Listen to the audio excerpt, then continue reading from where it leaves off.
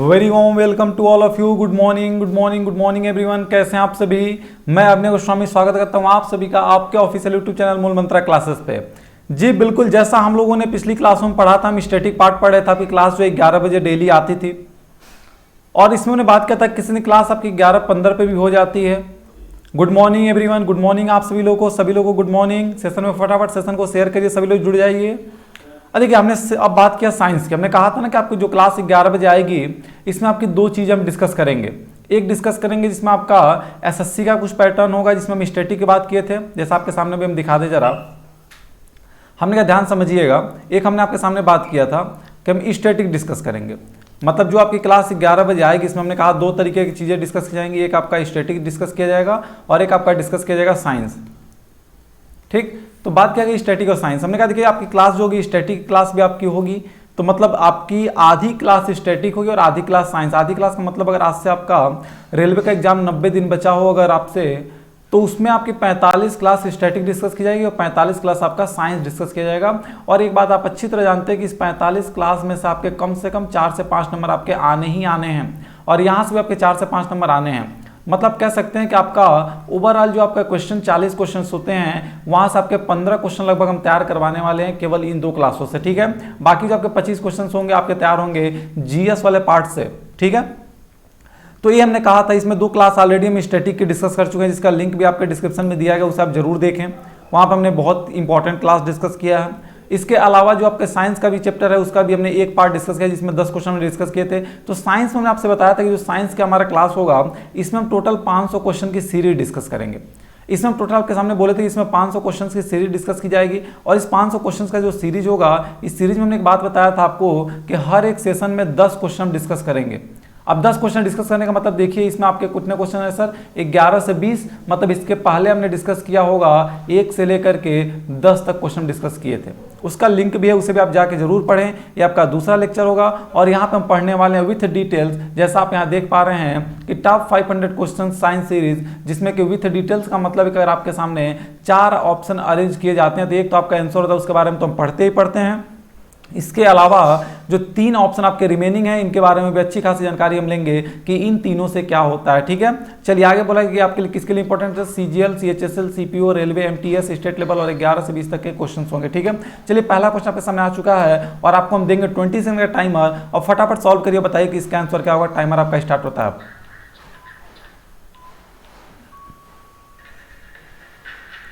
चलिए सभी लोगों को good morning all of you. Good morning आप सभी को, गुड मॉर्निंग। सेशन में जितने लोग भी जुड़ चुके हैं सेशन को शेयर भी कर दीजिए, फटाफट सेशन को शेयर कर दीजिए।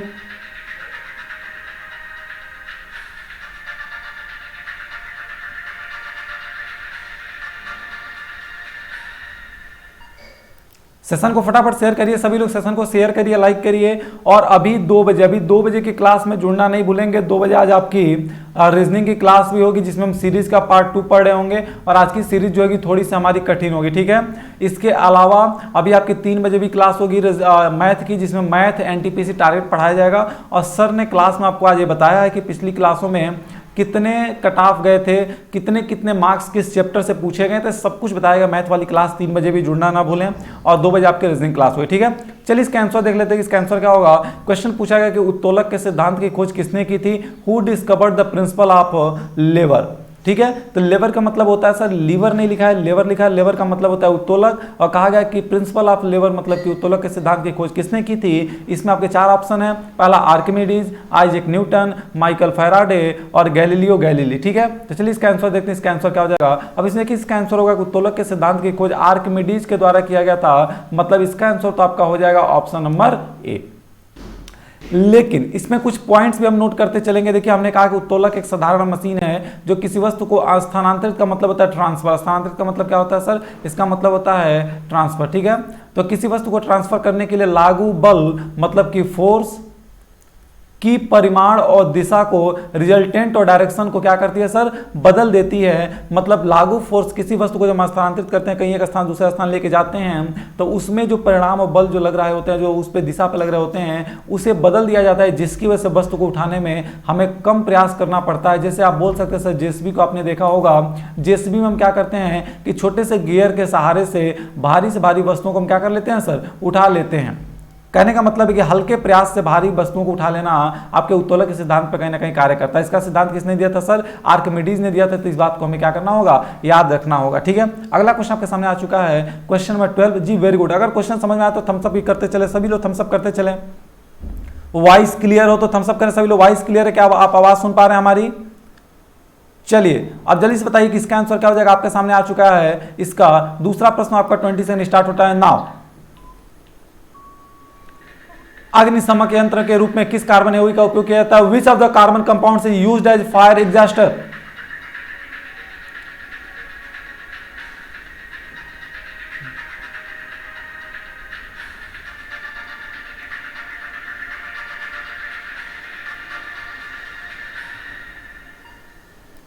चलिए वेरी गुड। कुछ लोग आंसर देना शुरू कर चुके हैं। Very good. जो लोग आंसर दे रहे हैं सर बहुत अच्छे बहुत अच्छे। आपका सबका इस बार सिलेक्शन होना है एनटीपीसी में, कोई डाउट नहीं हमें। चलिए हमने कहा कि अग्निशमक यंत्र के रूप में किसी कार्बनिक यौगिक का प्रयोग किया जाता है। कौन सा ऐसा कार्बन कंपाउंड है? Zn2 देखिए लिखा हुआ था आपका, Zn2 लिखा था, ये आपका CO3 लिखा था, ये CO3 कार्बोनेट था और ये CClO4 कार्बन टेट्राक्लोराइड था। ठीक है, अब देखिए ये आपका जो C2 है सर, ये देखिए यहाँ पे एक्चुअली 2 यहाँ पे ऐसे लिख दिया गया है, लेकिन ये आपका कुछ ऐसे लिखा जाएगा। ठीक है, इस चीज को ध्यान दीजिएगा। तो ये जिंक है, ये आपका Cu है, यहाँ पे आपका एक कार्बोनेट बोलते हैं, इसे कार्बोनेट बोला जाता है। ठीक है, और ये CCl कार्बन टेट्राक्लोराइड। आइए देखते हैं इसका आंसर क्या हो जाएगा। और हमने कहा इसका जो आंसर हो जाएगा वो हो जाएगा कार्बन टेट्राक्लोराइड, यानी कि option number 4 is the correct answer. बोला गया कि अग्निशमक यंत्र के रूप में जिस कार्बनिक यौगिक का प्रयोग करते हैं उसका नाम कैसा है? उसका नाम है कार्बन टेट्राक्लोराइड। और देखिए जितने क्वेश्चन आपके सामने डिस्कस किए जा रहे हैं सर, कहीं ना कहीं आपके एग्जाम का हिस्सा बन चुके हैं। ये सारे क्वेश्चंस आपके एग्जाम में आ चुके हैं, उसका डिटेल निकाल के आपके सामने हम डिस्कस कर रहे हैं। मतलब कि उससे अगर बनने वाले क्वेश्चंस आगे भी बने तो आप उसे लगा ले जाए। ठीक है, देखिए बोला गया CClO4 का इस्तेमाल अग्निशमक के रूप में किया जाता है। कार्बन टेट्राक्लोराइड इसे क्या बोलते हैं सर? इसे बोलते हैं कार्बन टेट्राक्लोराइड। बोला गया का वाष्प गैर ज्वलनशील होता है और यह हवा से भारी होता है। मतलब आपसे सीधा सा पूछेगा कि कौन सा कार्बन यौगिक जो है हवा से भारी होता है, तो आपका जवाब होगा कार्बन टेट्राक्लोराइड CClO4। क्लियर है? दूसरी बात बोला गया कि इसका जो वाष्प होता है सर, इसका जो वेपर होता है, इसका वेपर गैर ज्वलनशील होता है, मतलब उसमें आग नहीं लगती। बात क्लियर? आगे बोला गया कि पायरीन के व्यापारिक नाम के तहत अग्निशामक के रूप में इसे प्रयोग किया जाता है। मतलब जो कार्बन टेट्राक्लोराइड CClO4 है, इसको हम कार्बन टेट्राक्लोराइड बोलते हैं केमिस्ट्री में, लेकिन जो हम यहाँ पे अग्निशमक यंत्र में यूज करते हैं तो यहाँ पे इसका नाम क्या हो जाता है सर? इसका नाम हो जाता है पायरीन, और पायरीन के नाम से इसे हम यूज करते हैं। क्लियर है? तो इसको भी नाम याद रखेंगे। अगले क्वेश्चन में हो सकता है आपके सामने ऑप्शन कुछ ऐसा ना लिख के आपके सामने यहाँ पे लिख दे कि पायरीन, टेट्रारीन, ऐसा आपके सामने कुछ और ऑप्शन बनाए, तो वहां पे आंसर क्या होगा सर? वहां पे आपका पायरीन करेक्ट आंसर हो जाएगा। बात क्लियर है? चलिए अगर ये क्वेश्चन भी क्लियर हो गया तो थम्स अप करिए, फटाफट आगे चलते हैं। ये लोग सेशन में जुड़े हैं सर, सेशन में बिल्कुल लास्ट तक जुड़े रहेंगे क्योंकि सेशन बहुत ही अच्छा होने वाला। आगे भी हमारे सामने 8 बेहतरीन क्वेश्चन आने वाले हैं। ठीक है, चलिए अगले क्वेश्चन पे चलते हैं और देखते हैं इसका आंसर क्या हो जाएगा।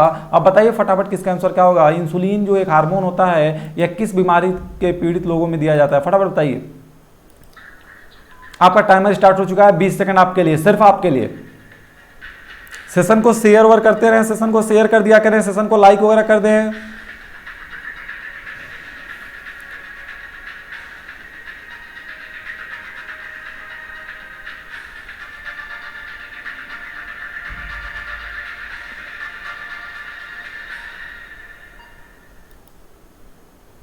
चलिए देखिए, बोला है क्वेश्चन में कहा गया कि इंसुलिन एक हार्मोन है। ठीक है, सभी लोग जानते हैं कि सर इंसुलिन एक हार्मोन होता है।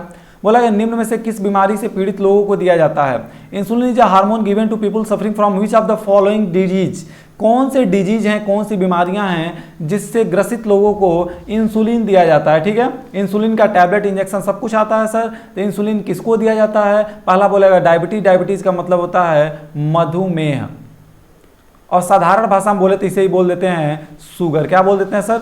शुगर। आगे बोलेगा हाई ब्लड प्रेशर, मतलब उच्च रक्तचाप बोलते हैं। लंग्स कैंसर और अस्थमा तो किस बीमारी में प्रयोग किया जाता है? ये देख लेते हैं। हमने कहा इंसुलिन हार्मोन का प्रयोग होता है वह मधुमेह मतलब कि डायबिटीज से पीड़ित लोगों को दिया जाता है।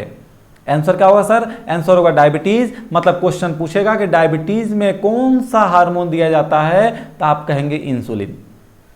और अगर आपसे यह पूछे कि इंसुलिन एक हार्मोन है, वह किस बीमारी से पीड़ित लोगों को दिया जाता है, तो डायबिटीज या मधुमेह बोलते हैं। ठीक है, इंसुलिन हार्मोन का कार्य मनुष्य में रक्त शर्करा के स्तर को कम करना है। रक्त शर्करा का स्तर कम करने का मतलब है कि जो आपका ब्लड शुगर होता है, जिसे आप ब्लड शुगर कहते हैं, तो ब्लड शुगर के आपके स्तर को, मतलब ब्लड शुगर की जो मात्रा अधिक है उसे कम करने का कार्य कौन करता है सर? उसे इंसुलिन करता है। ठीक है, आगे बोला गया कि गंभीर मधुमेह से पीड़ित लोगों को अपने रक्त शर्करा के स्तर को सामान्य करने के लिए इंसुलिन का इंजेक्शन दिया जाता है। क्वेश्चन यह पूछेगा कि इंसुलिन का इंजेक्शन किस से पीड़ित लोगों को दिया जाता है, तो सर जो लोग डायबिटीज की बीमारी से अधिक ग्रसित होते हैं, जिनका बीमारी सामान्य नहीं होता है, उनके लिए हम इंसुलिन इंजेक्शन का प्रयोग करते हैं। क्लियर है? तो हमें उम्मीद होगा कि अगर आपसे क्वेश्चन डायबिटीज और इंसुलिन से पूछा जाए तब बता सकते हैं सर कि जो डायबिटीज होता है, ये डायबिटीज के लिए कुछ और नहीं इंसुलिन का प्रयोग किया जाता है, और कुछ नहीं इंसुलिन इंजेक्शन का प्रयोग डायबिटीज वालों के लिए किया जाता है। डायबिटीज को मधुमेह बोलते हैं, आप नॉर्मल में शुगर कहते हैं। ठीक है, अगले क्वेश्चन पे चलते हैं और बताइए जो आपके लिए बहुत इंपॉर्टेंट सर, ऐसा कोई भी व्यक्ति नहीं हो जिसको इसका टीका न लगा हो, तो अगर सबको इसका टीका लगा है तो बताइए कि what is the full form of BCG and what stands C. C क्या स्टैंड करता है, सी क्या है बीसीजी में, और बीसीजी का फुल फॉर्म क्या है, फटाफट बताइए। कैस्ट कॉर्न काउ कैलमिट, एक कैलमिट लिखा हुआ है। ठीक है, कैलमिट।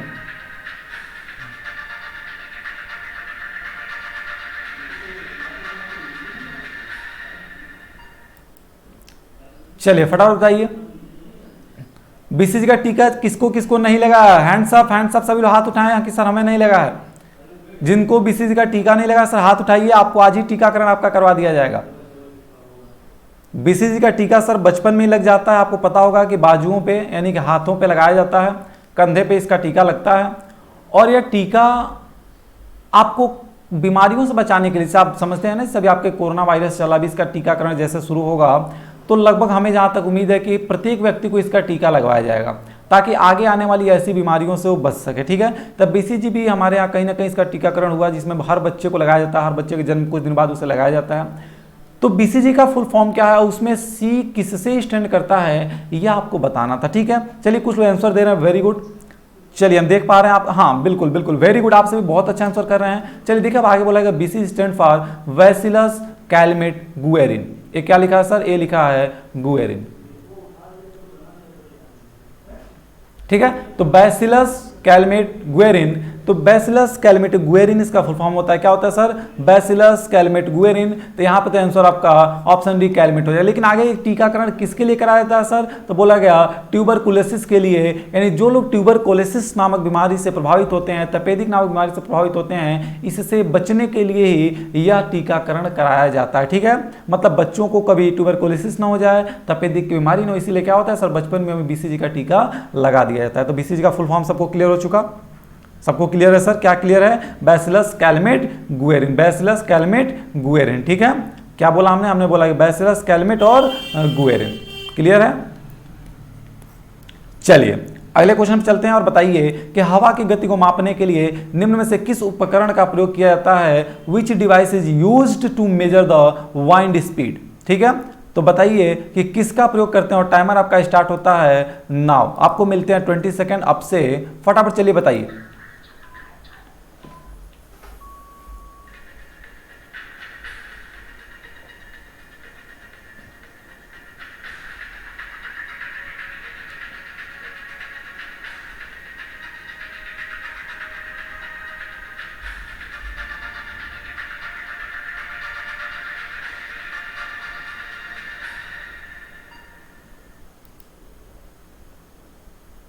चलिए देखिए, बोला गया कि हवा की गति को मापने के लिए किस उपकरण का प्रयोग किया जाता है, which device is used to measure the wind speed.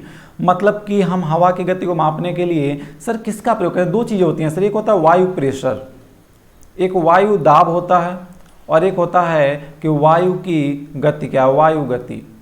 तो सर वायु गति को मापने के लिए किसका प्रयोग करते हैं, वायु दाब को मापने के लिए किसका प्रयोग करते हैं, पहले आप हमें कमेंट करिए कि वायु दाब को मापने के लिए किसका प्रयोग करते हैं। और यह क्वेश्चन 2018 के एनटीपीसी मतलब एनटीपीसी नहीं सॉरी ग्रुप डी के पेपर में क्वेश्चन पूछा गया था, दो शिफ्टों में पूछा गया था कि वायु दाब को मापने के लिए हम किस यंत्र का प्रयोग करते हैं। तो वायुदाब आप कमेंट करिए, फिर हम आपको इन चारों के बारे में बताएंगे कि एनियोमीटर का प्रयोग कहाँ करते हैं, बैरोमीटर का प्रयोग कहाँ करते हैं, और विवोमीटर का प्रयोग कहाँ करते हैं, और सेलोमीटर का प्रयोग कहाँ करते हैं। हम आपको चारों बताएंगे। पहले आप हमें बताइए वायुदाब का प्रयोग। ठीक है, वेरी गुड, कुछ आंसर देने लगे। कुछ लोग कहने सर बैरोमीटर, चलिए देख लेते हैं। आइए आंसर देखते हैं इसका क्या हो जाएगा। और हमने कहा इसके बारे में तो स्टैटिक पॉइंट्स में जानने होंगे, चारों के बारे में आप समझना शुरू करिएगा। हमने कहा एनियोमीटर का प्रयोग जो है, एनियोमीटर वह उपकरण है जो हवा की गति को मापने के लिए उपयोग किया जाता है, और बैरोमीटर का उपयोग वायु दाब को मापने के लिए किया जाता है। मतलब सर इस प्रश्न का आंसर अगर हवा की स्पीड पूछा है तो यहाँ पर तो एनियोमीटर हो जाएगा, लेकिन अगर हम बात करें इसी वायु दाब की तो वहाँ पे आंसर हमारा बैरोमीटर हो जाएगा, मतलब ऑप्शन बी हो जाता है। ठीक है, लेकिन यहाँ पूछा गया था, वाइंड स्पीड पूछा गया था, तो यहाँ पे आंसर हमारा एनियोमीटर हो जाएगा। आगे देख लीजिए, आगे जो विवोमीटर होता है, मतलब जो तीसरा ऑप्शन आपका सी है सर, इसमें आगे जो विवोमीटर होता है, तो विवोमीटर जो है एक उपकरण है जिसका उपयोग मिट्टी के आंतरिक गुणों को मापने के लिए टेरा मैकेनिज्म में किया जाता है। टेरा मैकेनिक्स के अंदर, टेरा मैकेनिक्स स्टडी अगर आप कहें तो टेरा मैकेनिक्स के अंदर जो है कि जो जमीन है, जो मिट्टी है, इस मिट्टी के यांत्रिक गुणों को, मतलब उसके मैकेनिकल प्रॉपर्टीज को जानने के लिए ही किसका प्रयोग करते हैं, विवोमीटर का प्रयोग करते हैं। और सबसे लास्ट वाला है सिलोमीटर। सिलोमीटर एक उपकरण है जिसमें लेजर का प्रयोग किया जाता है, किसके लिए सर, तो क्लाउड सीलिंग या क्लाउड बेस की ऊंचाई निर्धारित करने के लिए। मतलब आप कह सकते हैं सिलोमीटर एक प्रकार का उपकरण है जिसमें लेजर का प्रयोग करते हैं, लेजर को हम यूज करते हैं उसके अंदर, और उससे हम क्या करते हैं सर, उससे हम क्लाउड सीलिंग या क्लाउड बेस की ऊंचाई को निर्धारित करते हैं। ठीक है, तो फिर ध्यान सुनिए, हमने कहा एनिमोमीटर का क्या काम है सर, तो एनिमोमीटर का काम है वायु की स्पीड को नापना, और बैरोमीटर का क्या काम है सर, तो वायु की दाब को नापना, और विवोमीटर का क्या काम है सर, तो यांत्रिक गुण मापता है मिट्टियों के, और सिलोमीटर क्या करता है सर, तो यह एक प्रकार का उपकरण है जिसमें लेजर का प्रयोग करके हम क्लाउड सीलिंग या क्लाउड बेस की ऊंचाई को माप रहे होते हैं। ठीक है, चलिए अगले क्वेश्चन की तरफ चलते हैं, बताइए कि अगले क्वेश्चन का आंसर क्या हो जाएगा। और आपको मिलता है अगले क्वेश्चन के लिए फिर से 20 सेकंड। ध्वनि की गति को किस में उच्चतम और किस में न्यूनतम होती है, फटाफट इसका आंसर हमें बताइए। ध्वनि की गति, ध्वनि का मतलब होता है सर साउंड। ठीक है, तो साउंड का जो आपका गति होता है, साउंड की जो स्पीड होती है, वो किस में हाईएस्ट और किस में लोवेस्ट होती है। पहला लिखा है ठोस और तरल। ठोस का मतलब सॉलिड, तरल का मतलब होता है लिक्विड। ठीक है,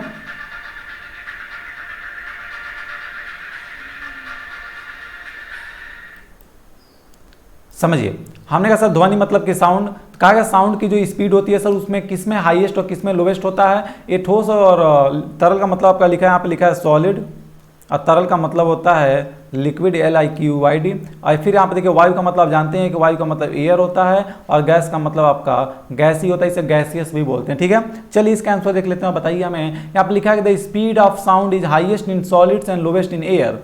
मतलब कि जो स्पीड होती है वह हाईएस्ट किस में होती है सर, हाईएस्ट होती है सॉलिड में, मतलब कि ठोस में, और जो सबसे लोवेस्ट होती है वो किस में होती है सर, वो होती है एयर में, नॉट गैस। गैस नहीं सर, एयर की बात कर रहे हैं हम। हमने कहा वायु के अंदर जो है वो तेज होती है, क्योंकि वायु में अन्य विभिन्न प्रकार की गैसें पाई जाती हैं। ठीक है, तो हमने कहा एयर में मतलब कि वायु में, तो आंसर क्या हो जाएगा सर, ठोस और वायु, मतलब option number B is the correct answer of this question. Clear है, लेकिन पूरा ये जान लेते हैं कि वास्तव में इसकी वास्तविकता क्या। हमने कहा लिखा the speed of sounds is highest in solids followed by liquids and then by air. मतलब जो स्पीड होती है वो सबसे अधिक सॉलिड में होती है, उससे कम जो है स्पीड उसकी लिक्विड में होती है, और सबसे कम स्पीड जो होती है वह एयर में होती है। तो इसे कहीं नोट डाउन करके नोट कर लीजिए कि जो स्पीड होती है साउंड की वह कुछ इस प्रकार से डिक्रीज होती है। मतलब सबसे अधिक साउंड की स्पीड होती है किसमें होती है सर, सॉलिड में। मतलब अगर सॉलिड में साउंड को, मान लीजिए सॉलिड एक पटरी है लोहे की, अगर यहाँ पर हमने हथौड़ी को बजाया तो ये स्पीड 1 किलोमीटर जाने में, मान लीजिए अगर इसने 2 सेकंड का, एक बात मानते हैं कि अगर 2 सेकंड में ये स्पीड जो है वो आपकी पहुंच जा रही है 1 किलोमीटर दूर जाकर सुनाई देती है, तो यही चीज़ अगर लिक्विड में आप कोई एक कंकड़ डालते हैं पानी में तो आपको कुछ समय बाद सुनाई देगा, शायद 3 सेकंड का समय ले लेगा। अगर एयर में वही चीज़ आप करते हैं तो शायद 4 सेकंड का समय लेता है। इसलिए एक बात आप देखे होंगे कि एयर में जब कभी आप देखे होंगे बहुत दूर कहीं गोलियां चलती हैं, पटाखे फूटते हैं, तो उसके ऊपर जाकर फूटने के काफ़ी समय बाद हमें वो आवाज़ अलग से सुनाई देता है। या कहीं पर हथौड़ी अगर चलाया जाता है, देखते हैं लोहे में कोई हथौड़ी पीटी जाती है, देखते हैं आपको हथौड़ी चलने उठने के बाद फिर आवाज़ हमें सुनाई देता है। तो ये सब स्पीड की वजह से होता है। ठीक है, तो चलिए आपको बात क्लियर हो गई सर, सॉलिड में सबसे अधिक ध्वनि की स्पीड होती है, फिर उसके बाद लिक्विड में, फिर उसके बाद एयर में। तो तीनों पॉइंट कहीं स्टार करके नोट करिए, इसे स्टार बनाइए और नोट करिए, ये आपके लिए मोस्ट इंपॉर्टेंट है। ठीक है, आपको हो सकता है एग्जाम में यहाँ पे ऐसे क्वेश्चन अरेंज कर दे और आपसे कहने लगे बताइए कि स्पीड किस आधार पर चलती है, और आपके सामने दे दे सॉलिड, लिक्विड, एयर, आपके सामने दे दे कि सॉलिड, एयर, और आपके सामने दे दे लिक्विड। आपके सामने मान लिया ऐसा भी दे सकता है कि लिक्विड, एयर और फिर दे दे सॉलिड, या आपके सामने ऐसा दे सकता था कि एयर फिर दे दे सॉलिड और फिर आपके सामने दे दे लिक्विड। तो सर ऐसे भी क्वेश्चन अरेंज किए जा सकते हैं। इसमें आंसर क्या लगा? इसमें सर पहला ऑप्शन होगा सॉलिड, लिक्विड और एयर। तो उम्मीद है क्वेश्चन भी क्लियर होगा। क्वेश्चन अगर क्लियर तो थम्स अप करें। सर सेशन अच्छा लग रहा है, थम्स अप करें फटाफट। थम्स अप को सभी लोग थम्स अप करें। 2-4 लोग कर देते हैं, जिससे लगता है कि सबका जिम्मेदारी लेके वही लोग बैठे हैं। नौकरी पाएंगे तो क्या वो आपको खर्चा देने जाएंगे? आप अपने लिए कर रहे हैं ना, तो सभी लोग थम्स अप करें फटाफट जितने लोग सेशन में जुड़े। अगला क्वेश्चन आ चुका है, सबसे मोस्ट इंपॉर्टेंट क्वेश्चन। अगर जो लोग फिजिक्स पढ़ के आए हैं सर क्लास 9th और 10th और 11th 12th का, उन्हें बहुत अच्छी तरह पता होगा कि अवोगाद्रो नंबर क्या होता है और इसकी वैल्यू कितनी होती है। फटाफट इसका आंसर बताइए, आपका टाइमर स्टार्ट होता है अब। What is the value of Avogadro's number? Avogadro number का वैल्यू कितना होता है सर?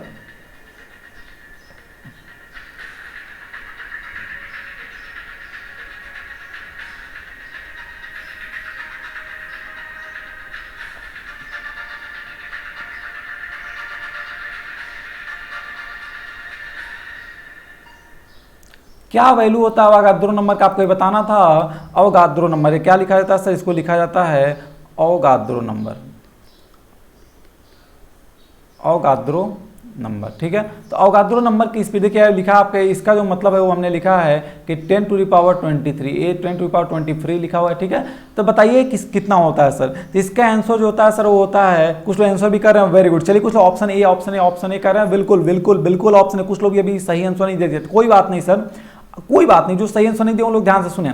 हमने कहा जो अवोगाद्रो नंबर का वैल्यू होता है सर वो होता है 6.023 इंटू 10⁻23। यही आपका नंबर होता है और इसे आप कहीं नोट डाउन कर लीजिए। ये भी आपके एग्जाम में बार बार पूछा गया है। इसका आंसर भी देख लीजिए। इसका आंसर क्या दिया है सर? इसका आंसर दिया है कि 6.23 इंटू 10⁻23। बात क्लियर है? नहीं, option number is the correct answer, ठीक है। चलिए अगले क्वेश्चन पे चलते हैं। अब फटाफट बताइए ऊर्ध्वपातन जो होता है सर, ये ऊर्ध्वपातन क्या होता है? और ऊर्ध्वपातन अगर सब्लिमिशन होता है तो इसका मतलब क्या है? फटाफट बताइए हमें। What conversion of state happens during sublimation? Sublimation में किन दो स्टेट्स का ट्रांसफर होता है? फटाफट बताइए।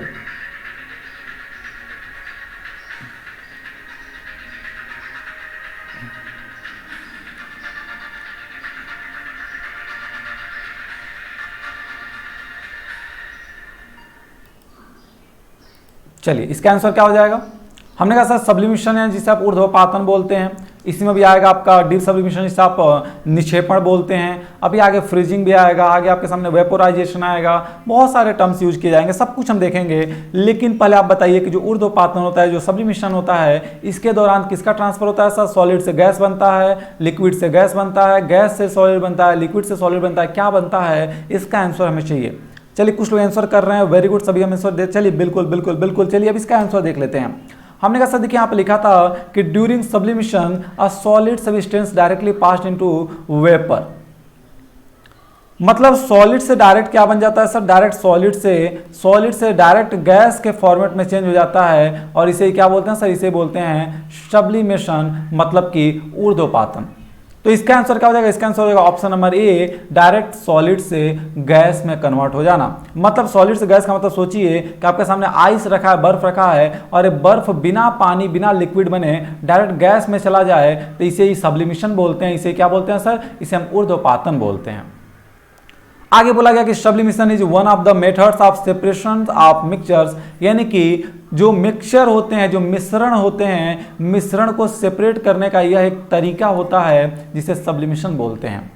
आगे बोला और कहा गया liquid to gas phase transition are known as vaporisation, इसे ही आप वाष्पीकरण बोलते हैं। क्या बोलते हैं सर? इसे बोलते हैं वाष्पीकरण।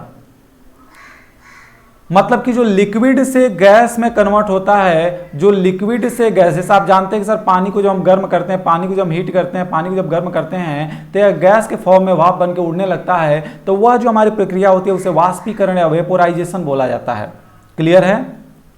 अगला आपका क्या, अगला आपका गैस से सॉलिड बन जाना। मतलब आपका कोई गैस है और एक गैस डायरेक्ट आपका सॉलिड में कन्वर्ट हो जाए। जैसे इनकेस मान लीजिए कि आपके सामने हवा है और हवा को डायरेक्ट हमने किस में कन्वर्ट कर दिया सर, डायरेक्ट हमने उसको कंप्रेस करके किसी तरीके से हमने डायरेक्ट उसको कंप्रेस करके और किस में कन्वर्ट कर दिया, हमने सॉलिड बना दिया। मतलब भाप से डायरेक्ट हमने बर्फ बना दिया बिना पानी बने, तो उसे बोलते हैं डिपोजिशन और इसे हिंदी में कहते हैं निक्षेपण। क्या बोलते हैं सर, इसे बोलते हैं निक्षेपण। तो कहीं नोट डाउन जरूर करते रहिएगा। और अगला है कि लिक्विड से सॉलिड बन जाना, इसे फ्रीजिंग बोलते हैं। और इसी फ्रीजिंग के नाम पे आपका फ्रिज नाम रखा गया, जिसे आप कहते हैं सर फ्रिज।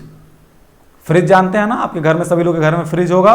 तो सर फ्रिज का नाम ये फ्रीजिंग से पड़ा, क्योंकि इसकी जो क्वालिटी होती है सर वो क्या होती है जरा सुनिए। हमने कहा फ्रिज का जो मतलब होता है या फ्रीजिंग का मतलब होता है कि किसी भी लिक्विड को सॉलिड कन्वर्ट कर देना। क्या करना सर, लिक्विड को सॉलिड में कन्वर्ट करना। आपको पता भी है कि जब पानी आप अगर रख देते हैं फ्रिज के अंदर, अगर उसे फ्रीजर में डाल देते हैं तो पानी से क्या बन जाता है सर, बर्फ बन जाता है, आइस बन जाता है। तो लिक्विड से सॉलिड कन्वर्सन क्या कहलाता है सर, फ्रीजिंग कहलाता है। इसे ठंडक भी बोलते हैं। क्या बोलते हैं सर, इसे हिंदी में ठंडक कहा जाता है। ठीक है, तो यहाँ हिंदी पढ़ना उचित नहीं है, हिंदी में शायद आपको कठिन लगे ठंडक, इसीलिए आप फ्रीजिंग पढ़िए। फ्रीजिंग का मतलब क्या होता है सर, लिक्विड से सॉलिड। अब चलिए चारों चीजों के एक पास हम नोट डाउन कर दें, जरा उसे देख लीजिए। चारों चीजों के एक पास नोट डाउन करने जा रहे हैं। हमने देखिए सब्लिमेशन का मतलब क्या होता है सर, सब्लिमेशन का मतलब होता है ऊर्ध्वपातन। क्या होता है सर, ऊर्ध्वपातन। ऊर्ध्वपातन को बोलते हैं सब्लिमेशन। क्या बोलते हैं सर, सब्लिमेशन। ठीक है, अब देखिए सब्लिमेशन का मतलब होता है, ऊर्ध्वपातन का मतलब होता है कि सॉलिड से गैस में कन्वर्ट हो जाना। ठीक है, दूसरा आपके सामने हमने कहा कि जो आपका वेपोराइजेशन होता है, जो आपका वाष्पीकरण होता है। वाष्पीकरण का मतलब क्या होता है सर, वाष्पीकरण का मतलब होता है कि कोई लिक्विड फॉर्मेट से गैस में चेंज हो जाए। अच्छा, अगला आपके सामने बोला गया और कहा गया जिसे बोलते हैं डायरेक्ट गैस से सॉलिड में कन्वर्ट कर देना, उसे बोलते हैं निक्षेपण। क्या बोलते हैं सर, इसे बोलते हैं निक्षेपण, या इसी को आप बोलते हैं डिपोजिशन। क्या बोलते हैं सर, इसको बोलते हैं डिपोजिशन। और इसका मतलब होता है कि गैस से डायरेक्ट किस में कन्वर्ट हो जाएगा सर, डायरेक्ट गैस से ठोस में चला आएगा, यानी सॉलिड में चला आएगा। और लास्ट वाला फ्रीजिंग है, जिसमें आप लिक्विड से सॉलिड चले जाते हैं। तो एक बार इसको पहले ध्यान से आंख बंद करके सोचिए और फिर देखिए ये चारों पॉइंट आपके कितने आराम से याद हो जाएंगे। अब देखिए मान लीजिए सॉलिड से गैस को क्या बोलेंगे सर, ऊर्ध्वपातन बोलेंगे। अच्छा, लिक्विड से गैस को क्या बोलेंगे सर, अब देखिए लिक्विड से गैस को हमने क्या बोला था, वाष्पीकरण है, दूसरा वेपोराइजेशन है। और गैस से सॉलिड को क्या बोलेंगे सर, डिपोजिशन, निक्षेपण बोलेंगे। और लिक्विड से सॉलिड को क्या बोलेंगे सर, फ्रीजिंग बोलेंगे। तो हमने कहा था चारों ऑप्शन क्लियर हो जाएंगे, बिल्कुल क्लियर हो चुके हैं। और अब चलते हैं अगले क्वेश्चन की तरफ। अब बताइए कि अगले क्वेश्चन का आंसर क्या हो जाएगा, फटाफट आंसर करिए सभी लोग। अगला क्वेश्चन आपके सामने अब आ रहा है। चलिए, इसका टाइमर आपके सामने स्टार्ट होता है। दो क्वेश्चन आपके बायोलॉजी के भी लिए गए हैं, फटाफट बताइए इसका आंसर क्या हो जाएगा। पाचन तंत्र में लार की क्या भूमिका होती है, लार क्या करता है, सैलिवा क्या करता है, बताइए।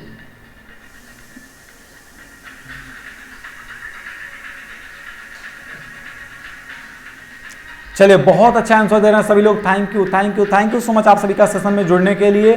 और इस बात से हम आपको आश्वस्त कर दें कि डियर्स, अगर आप सेशन में हमारे साथ पूरा हर एक सेशन में अगर आप हमारे साथ जुड़े रह गए तो फिर रेलवे आपको रोक नहीं सकती है, आपका सिलेक्शन पक्का है।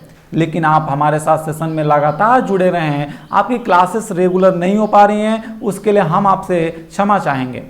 क्योंकि अभी आपकी क्लास थोड़ी सी ऑफलाइन मोड पे चलाने के प्रयास में हम लोग लगे हुए हैं, इसीलिए आपकी क्लास जो है वह रेगुलर ऑनलाइन नहीं आ पा रही है।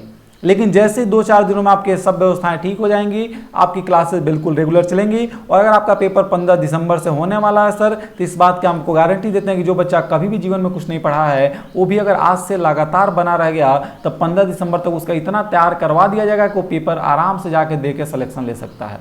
ठीक है, बोला गया कि पाचन तंत्र में लार की क्या भूमिका है, तो बताइए sir, what is the role of saliva in digestive system.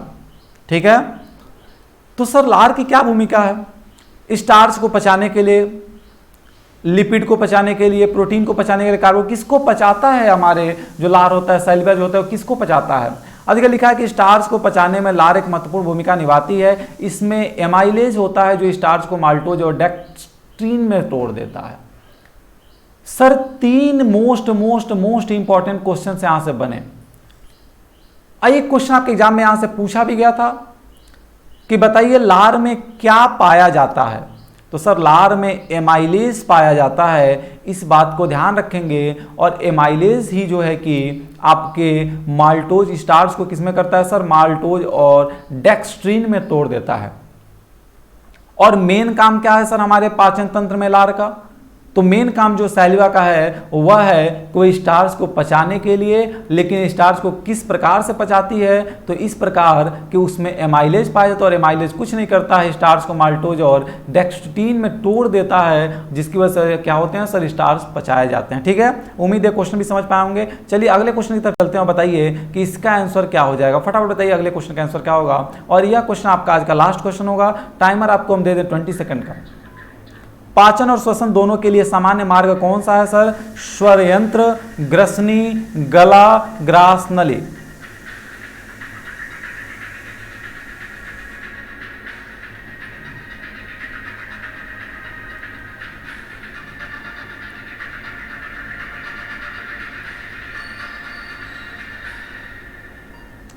कुछ लोगों को सेशन में देख के हमें एक श्रृंगार रस की कविता याद आती है।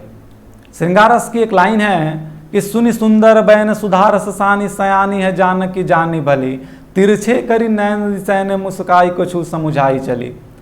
जी बिल्कुल, आप जानते हैं जब सीता जी एक बार वाटिका में भगवान श्री राम से मिली तो उन्होंने आंखों से इशारा कर दिया, मुस्कुरा दिया नैनों से उन्हें, इधर से भगवान ने भी मुस्कुराया। मतलब कि कुछ लोग सेशन में सिर्फ जुड़ते इसलिए हैं कि सेशन में आना है, एक कमेंट गुड मॉर्निंग का करना है और करके सर को इशारा कर देना है कि सर हम आ चुके हैं सेशन में, और कह के चले जाना है। सर ऐसा नहीं करना है आपको। हम भी अच्छी तरह जानते हैं कि सेशन को कौन बच्चा देख रहा है और कौन बच्चा केवल गुड मॉर्निंग बोलने आया है। तो इसीलिए आप ईमानदारी हमारे साथ मत दिखाइए, आप ईमानदारी अपने खुद के साथ दिखाइए। अगर आप सेशन को देखेंगे सर, अब सोचिए सेशन के एंड होते होते जो व्यूज की संख्या होती है सर वो 100 के आसपास होती है, लेकिन सेशन में जो बच्चे जुड़ के लगातार देखते हैं उनकी संख्या शायद कहीं इसके 1/4 के आसपास होती है। मतलब बाकी बच्चे सेशन में देख के चले गए हैं। तो आपको ऐसा नहीं करना, आपको सेशन में लास्ट तक जुड़े रहना है। बातें क्लियर? चलिए बताइए पाचन और श्वसन। चलिए कुछ आंसर भी दे चुके हैं, वेरी गुड। चलिए आइए देखते हैं इसका आंसर क्या हो जाएगा। हमने कहा इसका आंसर हो जाएगा कि पाचन और श्वसन दोनों के लिए सामान्य मार्ग ग्रसनी होती है, जिसे आप बोलते हैं फायरनेक्स। क्या बोलते हैं सर? फायरनेक्स बोलते हैं। और यह ग्रसनी आपका इस प्रश्न का करेक्ट आंसर होगा। स्वर यंत्र वॉइस बॉक्स को दूसरा नाम होता है सर वॉइस बॉक्स, जहां से हमारी आवाज आती है गले के पास थ्रोट। ठीक है, इसी में जो हड्डी होती है आपकी, जो यहाँ से यहाँ तक जो पूरी गले की जो हड्डी होती है, अगर मान लीजिए कोई व्यक्ति है सर, ये कोई मनुष्य है, इसका यह गला है, तो जो गले की जो हड्डी होती है सर, एक सिंगल हड्डी देखे होंगे पाई जाती है, ऐसे ऐसे करके एक हड्डी होती है। इस हड्डी को बोलते हैं हॉयड। क्या बोलते हैं सर? हॉयड बोलते हैं। और ये सिंगल एक हड्डी होती है। ठीक है, खोपड़ी में टोटल कितनी हड्डियां होती है सर? टोटल 29 होती हैं। इस बात को ध्यान रखिएगा। 6 हड्डियां आपके कान में होती हैं, 14 हड्डियां आपके चेहरे पे होती हैं, आपकी ये हॉयड एक हड्डी होती है। और आपके कितने हो गए सर? 20। और एक आपकी हॉयड होती है, कितनी हो गए सर? 21। और 8 हड्डियां आपके इस खोपड़ी में पाई जाती हैं, कपाल में पाई जाती हैं। तो टोटल गर्दन से ऊपर कितनी हड्डियां सर? एक क्वेश्चन और सुनिए, गर्दन से ऊपर कितनी हड्डियां सर? 29 हड्डियां। 29 हड्डियों में एक हड्डी आपकी हॉयड होती है, हाइड। ठीक है, ये हाइड होती है, तो एक हड्डी आपकी हाइड वाली हो गई जो एक गले में पाई जाती है। इसके बाद आपकी 14 हड्डियां आपके इन चेहरों पे पाई जाती हैं। मासूम मासूम चेहरे जो आपके हमें दिख रहे हैं, इन मासूम से चेहरे में 14 हड्डियां छिपी हुई हैं। और 6 हड्डियां आपके कान में होती हैं सर, 3 हड्डियां इधर के कान में और 3 हड्डियां इधर के कान में। आप कहते हैं सर कान में हड्डियां नहीं, लेकिन होती हैं सर, इसमें भी हड्डियां। एक स्टेप्सिल सबसे छोटी हड्डी भी पाई जाती है पूरे शरीर की, वो भी आपके कान में ही होती है। ठीक है, इसके बाद आपके 6 हड्डियां आपके खोपड़ी में पाई जाती हैं, जो आपके इस ऊपर के ब्रेन वाले हिस्से को कवर करती हैं। ठीक है, तो टोटल खोपड़ी में कितनी हड्डियां सर? टोटल इसमें कितनी हड्डियां? इसमें टोटल आपकी 29 होती हैं। कहां कहां पाई जाती है बात में हमने आपके सामने क्लियर कर दिया। ठीक है, उम्मीद करते हैं आज का सेशन भी आपको अच्छा लगा होगा। थैंक यू सो मच आप सभी का हमारे साथ जुड़ने के लिए। और जो पिछली क्लासेस हमने स्टैटिक जीके की ली हो, चाहे पिछली क्लासेस हमने साइंस की ली हो, हर एक क्लास का, चाहे हमने वो रीजनिंग की क्लास ली हो, हर एक क्लास का PDF आपको हमने प्रोवाइड किया है। और किस ग्रुप में सर? तो रीजनिंग गुरु अपने गोस्वामी में। इसके अलावा आप इस लिंक को भी सर्च कर सकते हैं, या आप मूल मंत्र क्लासेस का ऑफिशियल चैनल को भी जरूर ज्वाइन करें, क्योंकि वहां पे आपकी क्लास डिस्कशन के फॉर्मेट में होती है। आपका क्वेश्चन और आपका सॉल्यूशन भी आप ही का होता है, क्वेश्चन भी आप ही का होता है। ठीक है, चलिए बाकी फिर हम मिलते हैं आपसे अगली क्लास में, तब तक आप सभी को थैंक यू सो मच। और जिन बच्चों का पेपर आरआरबी का आज से स्टार्ट हो चुका है, आरआरबी मतलब हमारे कहने का मतलब है ये आरआरबी जो आपका है रीजनल रूरल बैंक का पेपर है, मतलब ग्रामीण बैंक का पेपर जिन बच्चों का स्टार्ट हुआ है आज से, आज का उसका पेपर होने वाला था। इसका बहुत जल्द हम आपको रिव्यू लेके आने वाले हैं कि इसके रिव्यू में कौन कौन से क्वेश्चन कहाँ से पूछे गए हैं, कैसा पेपर रहा है। तो रिव्यू वाले सेशन को भी जरूर देखें, क्योंकि कोरोना वायरस के चलते पहला पेपर आपके कंपटीशन का आज हो रहा है, तो इस पर भी ध्यान देना होगा। ठीक है, आगे जो बच्चे सर सेशन को जो देखते हैं, अगर सेशन अच्छा लगता है तो आप लाइक शेयर करें, उससे हमें एक मोटिवेशन मिलती है, बार बार कहते हैं एक मोटिवेशन मिलती है। ठीक है, बाकी प्लेलिस्ट जो आपकी बनाई गई एनटीपीसी टारगेट बैच का, उस प्लेलिस्ट को आप अपने लाइब्रेरी में जाके ऐड करें, जिसकी वजह से अगर क्लास का लिंक भी आपको प्रोवाइड ना किया जाए तो आप वहां जाकर क्लास को ज्वाइन कर सकें। ठीक है, चलिए मिलते हैं आपसे हम अगली क्लास में, तब तक के लिए थैंक यू सो मच। आप सभी लोगों का बहुत बहुत धन्यवाद आप सभी का जुड़ने के लिए। Thank you so much dear officer, thank you so much.